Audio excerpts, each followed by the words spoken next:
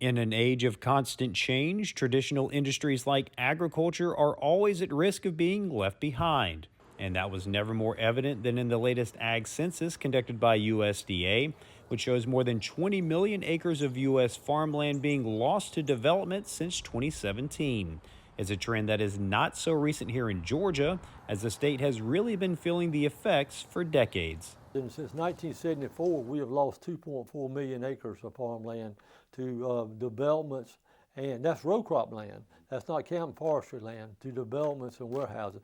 So if you take that number and do another 30 years, you're talking about another 2.4 million acres. And of course, very, very fortunate. Georgia is growing so fast and providing so many opportunities for people, but we also got to be cognizant that we got to be able to feed our people too and feed the world. It's a delicate balancing act that the Georgia legislature is hoping to navigate with the newly formed Senate Study Committee on the Preservation of Georgia Farmlands, chaired by Senator Hickman. Him, along with 6 other state senators, will hold meetings across the state in order to find the best solution in bridging this gap. We met last summer with 35 farmers in our community, and we heard their concerns about farmland. We got farmland in our community that's renting for $100 an acre, but it's selling for $25,000 an acre for development or warehouse and all. So we decided that with the Hyundai plant coming, that we're very much supportive of it, but we got to have a balance between economic development and farmland.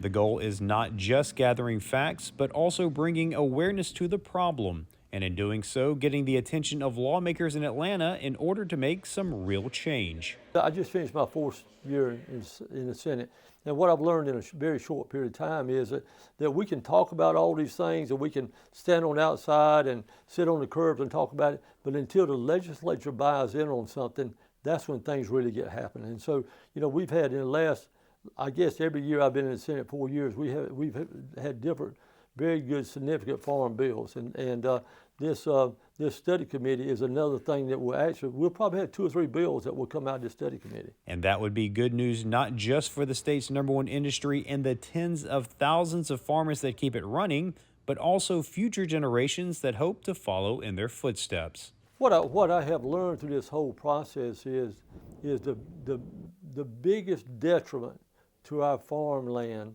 preservation of our farmland, is uncontrolled growth. I'm from a small community, Statesboro, Georgia, and I've always said that I want our children to have an opportunity to live in Statesboro and Bullock County if they choose to. I don't want it to be, I want it to be a situation where they don't have to move somewhere else to make a living.